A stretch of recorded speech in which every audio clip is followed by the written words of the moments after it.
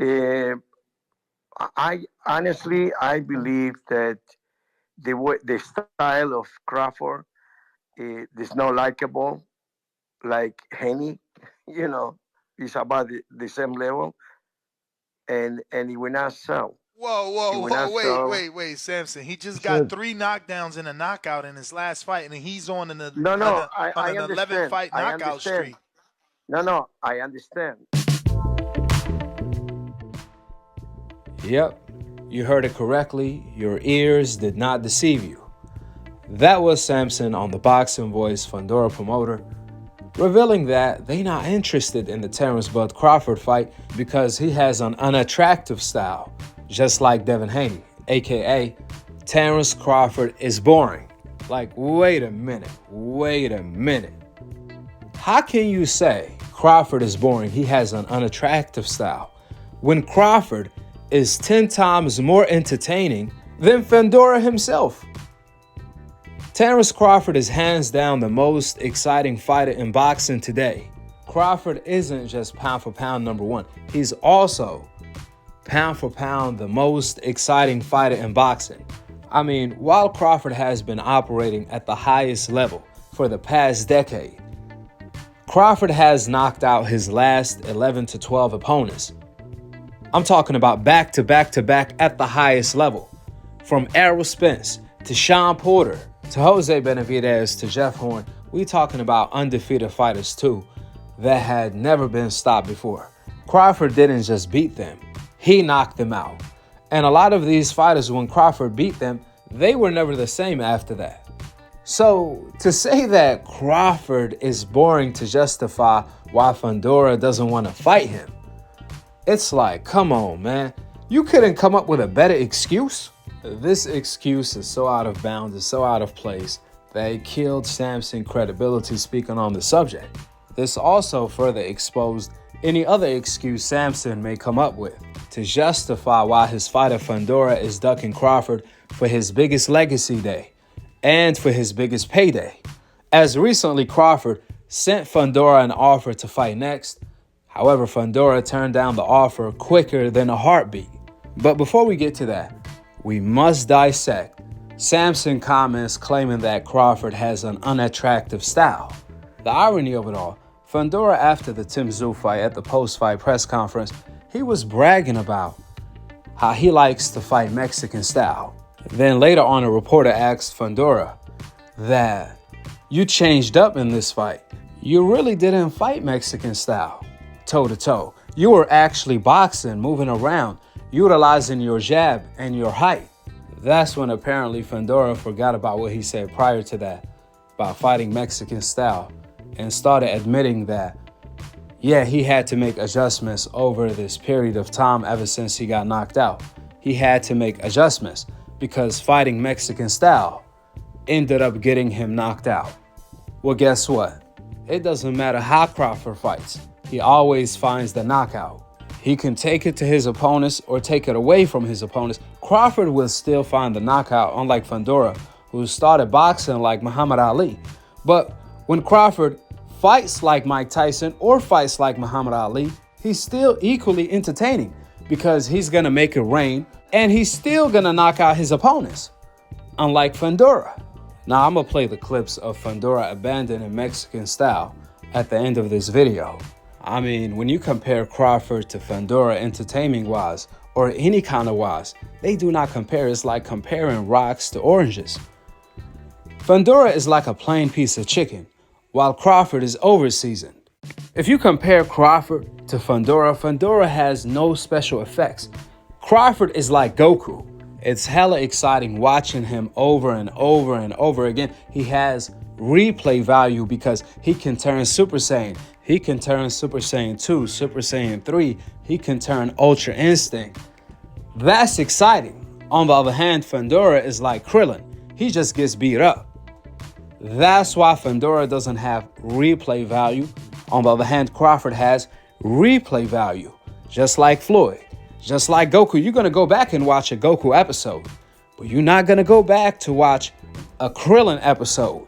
The reason why Crawford, the reason why Floyd, the reason why Devin Haney have replay value is because they have special effects. Is because they not basic, straight up and down like Fundora. You can go back and watch a Devin fight, a Floyd fight, a Crawford fight, just like you could go back and watch a Goku episode. It's exciting to watch. They are exciting. Way more exciting than Fundora, who is in our reality after he fights, he doesn't have any replay value. Respectfully, that's the honest truth. Old media have successfully brainwashed the public to believe in that. Fighters who fight like punching bags with no special techniques or effects, trading shots, that's exciting. On the other hand, fighters who fight like the Matrix, who dodge punches like the Matrix, dodge bullets, that's not exciting. The fighters with special effects is not exciting. However, the basic fighters are exciting. All to discredit the fighters on the coincidental list. That's what old media have been successful doing, when that's the farthest thing from the truth. Why do the fans like Goku Ultra Instinct? Is it because he gets hit in the face? Or is it because he dodges punches fluently, without even trying? Just like Crawford, just like Floyd, and Devin Haney do today. That's why Crawford is the Goku of boxing. That's a fact. He turns it up like Goku when he gets in the fight. He breaks his limits like Goku when he's in a fight, just like he did against Porter, and just like he did against Errol Spence. He showed us a new level. Man, Crawford is over here handing out ass whippings of the century against A-level oppositions in the most entertaining fashion. On the other hand, Fundora is struggling against C-level oppositions such as Ocampo, the same guy Errol Spence knocked out in the first round. If you're going to call any fight boring, that was a boring fight. Meanwhile, Samson, he want to convince the fans that Crawford has an unattractive style, but Fundora does, who jabbed his way to victory against an injured Tim Tszyu during the fight. Did Fundora even throw one uppercut like he usually does? Man, all Fundora did was jab all night against an injured Tim Tszyu. Furthermore, Samson came out on a Spanish interview, I have the translation right next to it, where he stated that Crawford team gave him a call. They offered him a fight with Crawford. They gave him a very lucrative offer from Saudi Arabia. So you know how that goes. You know the money is right if it's from Saudi Arabia. And guess what Samson did? Fundora and his team turned it down quicker than a heartbeat. They didn't even want to hear the offer. They didn't even want to hear the numbers. That's how much Fundora is terrified of Crawford. Check it out. El abogado de Crawford me llamó muy respetuoso y me dijo, mira, tengo una oferta para ti para pelear en Saudi, en Arabia Saudita, con Crawford y tu boxeador Sebastian Fundora. Y le dije, mira, te agradezco mucho, pero no quiero ni escucharla porque no va a estar listo hasta noviembre. No dije diciembre, pero capaz que llegue hasta diciembre. O sea, no escuché la oferta, porque no la puedo escuchar, no puedo negociar cuando el boxeador está lastimado. So, it's not too early to negotiate with Errol Spence or Tim Tszyu, but it's too early to negotiate with Crawford. What sense does that make? I guarantee you Fundora will negotiate with one of them before November. In fact, according to sources, they are already in negotiations. This is further proof that it never been about the money.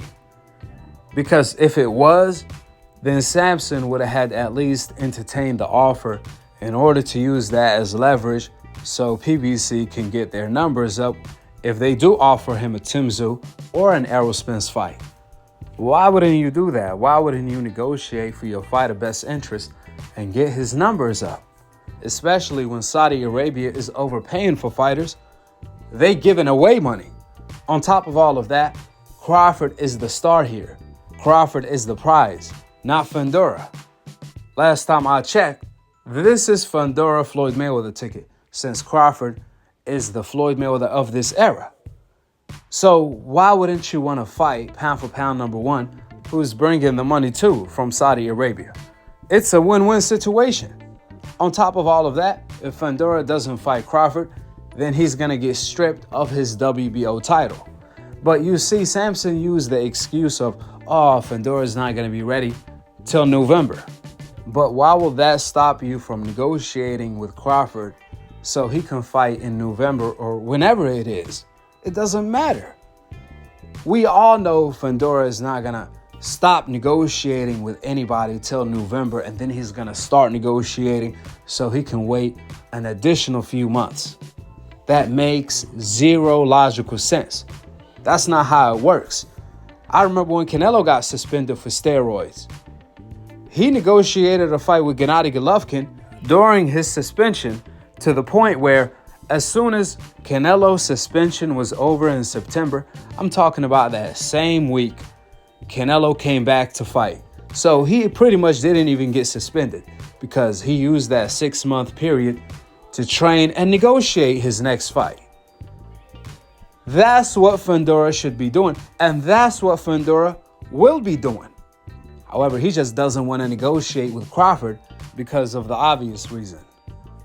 Everybody wants some smoke, unless that smoke has some bud in it. That's when all of a sudden, everyone doesn't want to negotiate. They don't want the money. They don't want the belts. They don't want the legacy. They don't want the payday. That's when you hear all type of excuses. I was injured. I couldn't see, but I don't want my redemption. I don't want a rematch. Oh, he's boring. He doesn't bring any money. Man, we done heard it all. All type of crazy excuses that don't even exist. The Saudi prince done came out and offered Fundora the biggest payday that he will ever make. And he still turned it down to fight Crawford. We all know what time it is. I told you guys from day one, this was never about money. Because if it was, then they would have had at least negotiated with Crawford or accept his biggest payday that he will ever make from the Saudi prince. However, what Fundora is looking for is an easier fight, a fight that he's not going to get knocked out against perhaps Tim Tszyu rematch or an Errol Spence. And even those fights in a rematch with a Tim Tszyu or a fight with Errol Spence, most likely they're going to beat him anyways. But the key difference is, at least it ain't impossible in his eyes like the Crawford fight. Plus, he don't want to receive the punishment Crawford is going to deliver, because that's really going to shorten his career. With the facts being laid out, drop your thoughts in the comment section below. Subscribe below, and to be continued on the next episode of Akhi TV. Peace out. Wa alaikum assalam wa rahmatullahi wa barakatuh. This is nothing new to me. If you've seen my fights before, I know you have. My fights are always bloody. I think this is another maybe fight of the year candidate. I think with this fight, we really showed our Mexican blood inside and out. But congratulations. It seems it's always a family effort with the Fundoras. Sebastian, I'm sure you've heard a lot of critics and doubters say, Fundora can't stay disciplined enough through this fight. He'll eventually, after a few rounds, go back to brawling.